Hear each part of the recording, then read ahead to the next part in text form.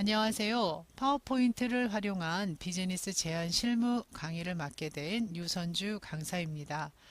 사회생활을 하면서 자신을 PR하거나 직장에서 업무 중에 발표를 해야 되는 경우가 많습니다. 특히 직장인들에게는요, 경쟁력을 갖추기 위해 프레젠테이션에 대한 관심이 높습니다. 내용과 디자인을 모두 충족시킬 수 있도록 프레젠테이션의 스킬을 익혀서 상사뿐만 아니라 상대의 마음을 사로잡을 수 있을 겁니다. 자, 성공적인 프레젠테이션을 위해 어떤 준비 과정이 필요한지, 파워포인트를 얼마나 잘 다뤄야 할지 등에 대해서 알아보도록 하겠습니다. 자, 이 강좌는요, 먼저 프레젠테이션의 사전적 의미부터 시작해서 성공적인 프레젠테이션을 세 단계로 나눠서 설명을 드리고요. 좋은 기획서를 만들기 위한 조건은 어떤 것인지에 대한 설명을 드리도록 하겠습니다. 자, 그 다음에는요, 마음을 사로잡는 프레젠테이션 디자인 패턴이란 주제로 실제 파워포인트를 이용해서 도형을 다양하게 도식화하는 작업과 또한 디자인 테마, 마스터에 대한 이해를 하셔야 됩니다. 자, 그 다음에 파워포인트 외에 파워포인트만으로는 좀 부족한 기능들을 보충해 줄 수 있는 포토샵이라든가 무비메이커와 같은 동영상 제작 프로그램들을 별도로 보충할 수 있도록 하겠습니다. 자, 그 다음에 성공적인 프레젠테이션을 위한 기획 단계로 시작부터 마지막 프레젠테이션 하는 그 전 과정에 대해서 한번 정리를 해보도록 하겠습니다. 자, 이런 파워포인트와 프레젠테이션의 개념을 정리한 후에 실제 업무 향상을 위한 실전 프로젝트를 작업을 할 텐데요. 주제를 가지고 작업을 하도록 하겠습니다. 그래서 직장인들에게 반드시 필요한 슬라이드 주제에 맞게 작성을 하도록 하겠습니다. 자, 이런 순서대로 작업을 진행을 하고요. 자, 그렇다면 이제 프레젠테이션은 과연 무엇이냐 정의를 내려본다면 프레젠테이션의 사전적 의미를 찾아보면요. 증정, 표시, 발표, 설명, 강연, 제출 등의 의미가 있습니다.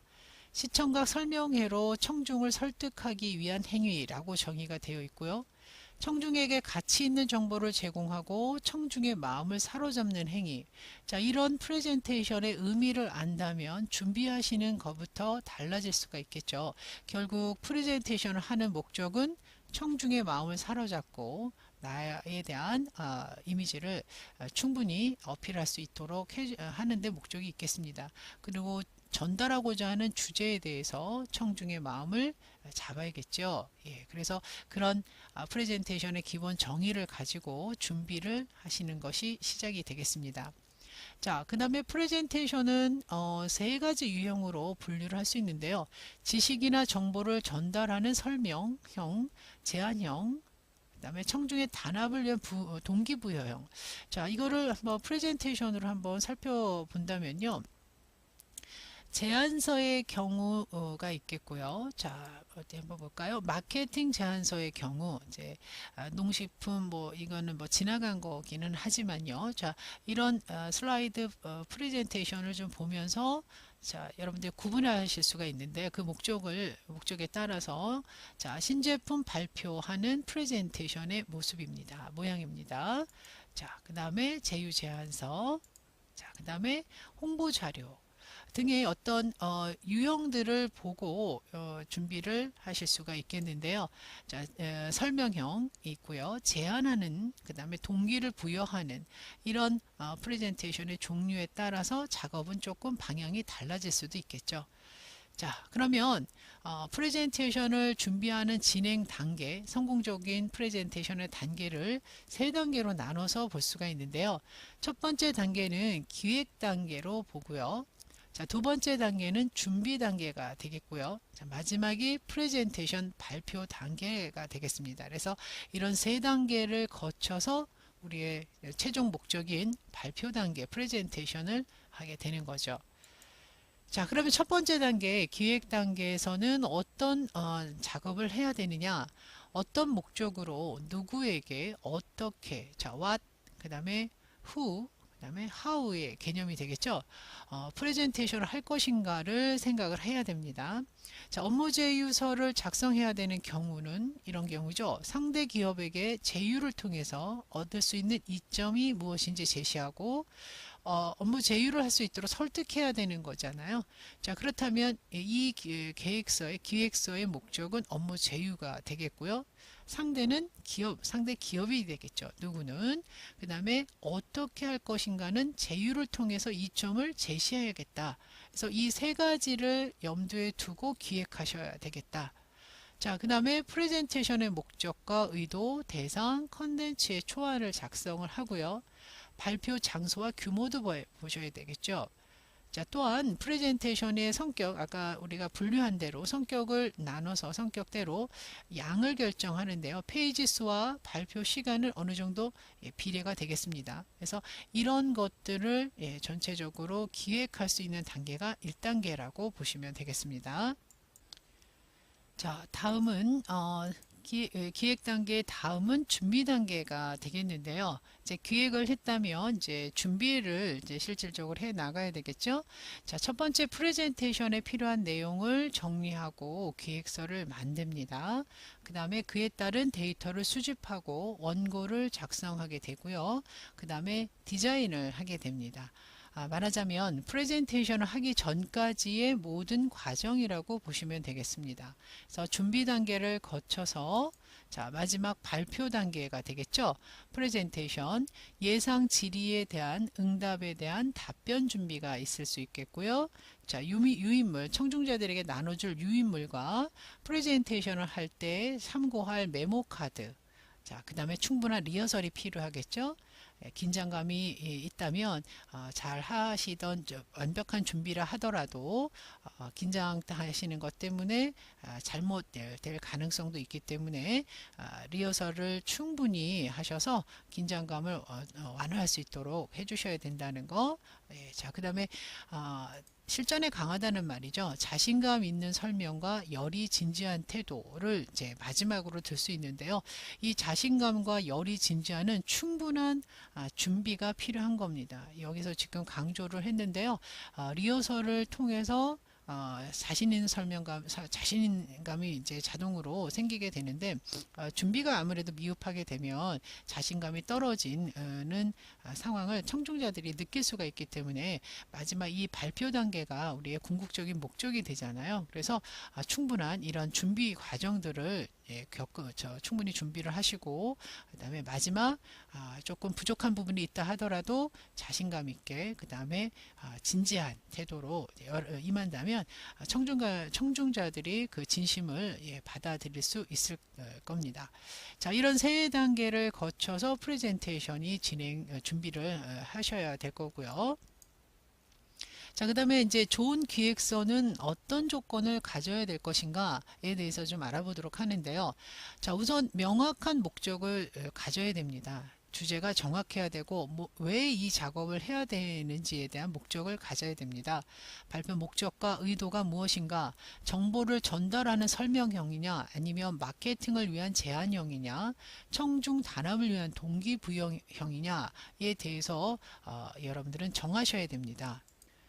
자, 또한 이제 발표 대상을 고려하셔야 되는데 요구사항, 청중자의 요구사항과 참여하는 의도, 이 프레젠테이션 설명회에 왜 참여하는지를 의도를 알고 계셔야 되고요. 자, 청중자가 얼마나 이해할 수 있는지 수준 파악, 그 다음에 예상 질문과 문제점 파악 등을 하셔야 되겠죠. 자, 발표의 성격은 장소와 규모를 보셔야 되고요. 소규모로 진행이 되는 건지 대규모가 될지 등에 대해서 성격을 정하셔야 되고 그 시간과 페이지 수, 구성 방식, 또한 애니메이션을 어떻게 사용할 것인가에 대한 준비가 필요하겠습니다. 발표 내용은 시간을 체크하고 어느 정도 양을 정할 것인지 양적, 질적 준비가 필요하고요. 보통 각 슬라이드마다 30초 정도의 내용으로 10분 정도 예상을 한다면 페이지 수는 한 20에서 25페이지 정도가 준비된다고 보시면 되겠습니다. 그래서 청중이 이해하기 쉽게 공감할 수 있는 내용으로 진행을 해야 되겠습니다. 그래서 첫 번째 좋은 기획서의 목적은 명확한 목적이 있어야 된다라는 것과 신뢰를 줄 수 있는 기획서인가를 생각하셔야 됩니다. 자, 신뢰를 주기 위해서는 자료가 필요하죠. 객관적인 자료가 필요한데 그런 누구나 청중자 입장에서 들었을 때 이 자료를 얼마나 신뢰할 수 있는지는 이 수집 기관이나 협회 등을 이용을 해야 되겠죠. 자, 또한 수평적 수직적 데이터 수집이라고 해서 목적성이 명확한 자료 준비, 핵심 내용의 선별, 세부나 강조. 그래서 데이터의 수집에 대해서 이제 좀 더 확실하고 신뢰성 있는 신뢰도 높은 양질의 자료를 준비할 것이라는 얘기입니다. 자, 서론, 본론, 결론의 콘텐츠를 구성을 해야 되는데, 자, 이것도 콘텐츠 그 제안형이냐 설명형이냐 동기부여형이냐에 따라서 준비 과정이 조금 차이가 있을 것 같습니다. 자, 예를 들면 우리가 객관적인 자료를 수집한다라고 하는 것은 이런 매체들, 전문가, 정부 기관, 말하자면 객관적인 자료를 찾아야 된다는 얘기가 되겠고요. 자, 수평적 데이터, 수직적 데이터를 이렇게 나눠볼 수가 있겠습니다. 결국은 양질의 데이터, 객관적인 데이터를 수집을 해야 된다는 얘기가 되겠고요. 자, 서론과 본론과 결론의 콘텐츠 구성이 필요합니다. 서론에서는 문제제기 또는 결론을 제시하고 그거에 대한 부연 설명을 들어간다던가, 자, 본론 들어가고요. 마지막 마무리를 잘 해야 되겠죠. 마무리에서는 비전이나 계획을 제시해서 청중자로 하여금 방향성을 잡을 수 있도록 해주는 것이 중요합니다. 자, 그러면 제안형의 프레젠테이션인 경우에 두 가지씩, 즉 첫 번째 단계에서 해결책을 내놓고 그 해결책에 대한 방법들을, 당위성들을 설명해 나가는 방법이 있겠고요.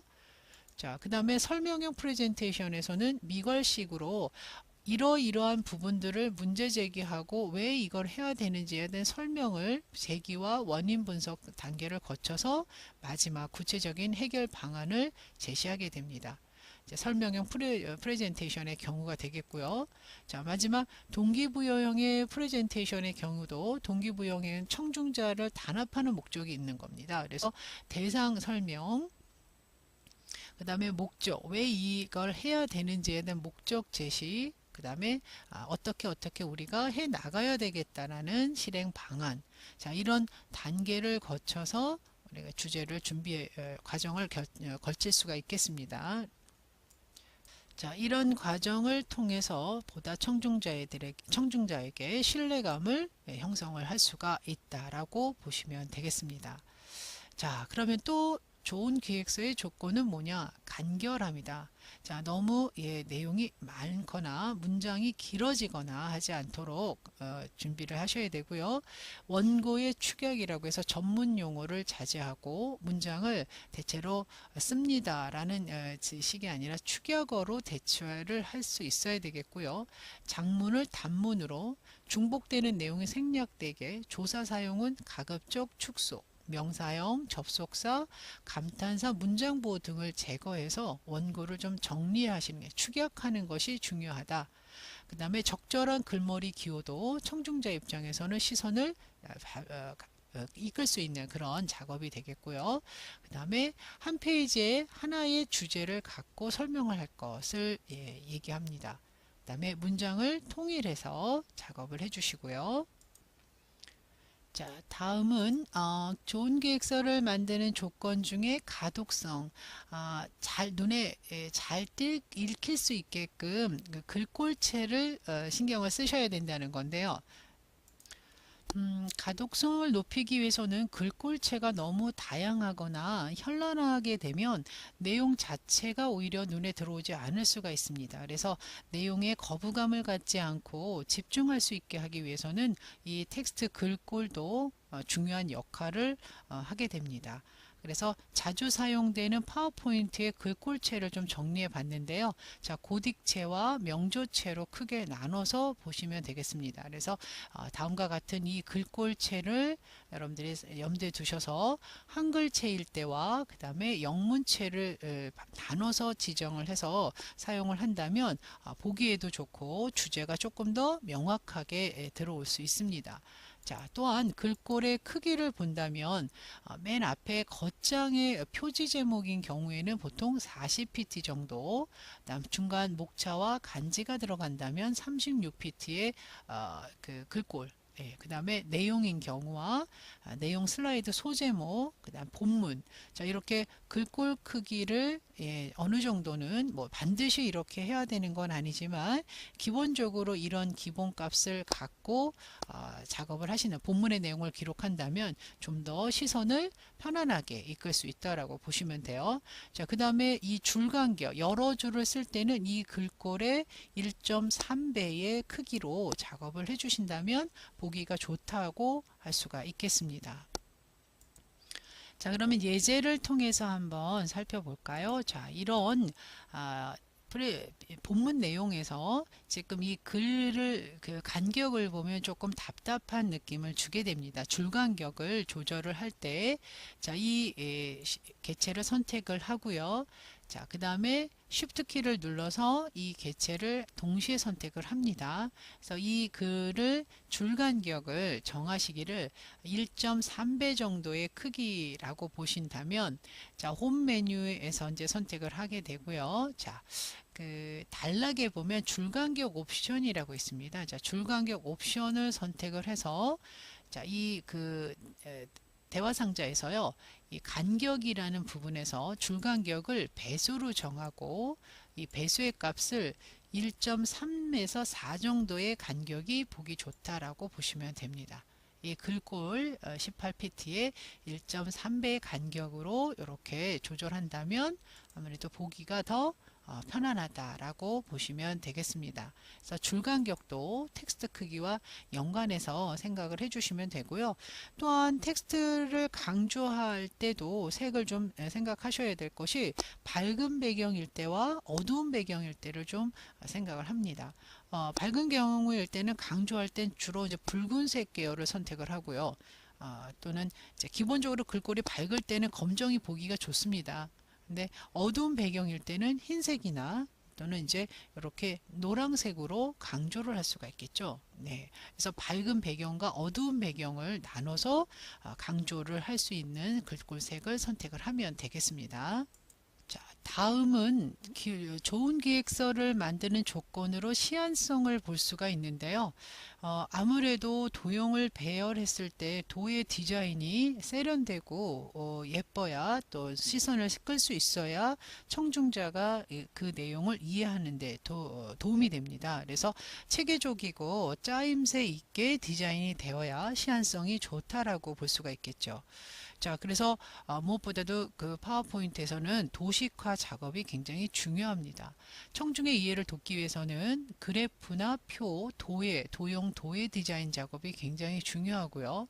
중요도를 고려한 레이아웃, 어떻게 배치를 할 건가, 그 다음에 슬라이드 수는 구성은 어떻게 할 것인가, 표지와 목차와 간지 내용은 각각 어떤 식으로 작업을 할 것인가를 염두에 두셔야 될 것입니다. 그러니까 프레젠테이션을 만들 때 이제 이런 시안성도 고려해서 작업을 하셔야 됩니다. 라는 얘기인데요. 자, 한번 살펴볼까요? 자, 이런 식으로 이제 프레젠테이션을 어떻게 도식화할 건가 하나를 만들어서 자, 이런 식으로 상품 설명, 디자인 설명을 해 나갈 수가 있겠고요. 자, 이렇게 자금 지원 절차를 할 때는 뭐 어떤 부분이 중요한지 이 흐름을 파악할 수 있게끔 이런 프레젠테이션을 구성할 수가 있겠습니다. 이 자금 지원 절차라는 이런 공통사항이 이제 이렇게 흐름을 따라갈 수 있도록 만들어 주는 거. 예, 그 다음에 또 어떤 게 있을까요? 표지 이미지는 또 어떤 식으로 잡을 건가? 자, 이렇게 표지는 자, 그 다음에 목차, 간지 이렇게 볼 수가 있겠죠. 자, 이 목차 이미지나 간지 이미지는 어떤 식으로 작업을 할 건가? 디자인 표지 이미지와 간지 목차는 같은 디자인으로 연결을 해주는 게 좋겠죠. 자, 이렇게요. 자, 그러나 내용이나 본문에 가서는 조금 차이가 있을 수가 있는데요. 최대한 내용은 심플하게 내용을 문장으로 들어가지 않고 심플하게 단어를 축약해서 표현하는 것이 명사형으로 표현하는 것이 좋다. 그래서 도형들을 조금 더 안정하게 균형감 있게 디자인하는 것이 중요하다. 그래서 표지, 그다음 목차, 간지 이런 그 슬라이드 구성에 따라서 어떻게 디자인을 할 것인가를 생각하는 것이 시안성이 좋은 그런 기획서라고 보시면 되겠습니다. 자, 이렇게 이제 프레젠테이션을 준비하는 세 개의 단계, 기획부터 준비 단계, 그 다음에 기획 단계, 마지막 프레젠테이션 단계를 거쳐서 작업을 하셔야 되는데요. 이제 이런 기획서의 조건들, 성공적인 프레젠테이션을 위한 기획서의 조건에는 이렇게 다양하게 신경을 쓰셔야 될 것이 있다라고 보시면 되겠습니다. 자, 다음 강좌에서도 계속해서 좋은 기획서의 조건들을 조금 더 정리를 해보도록 하겠습니다.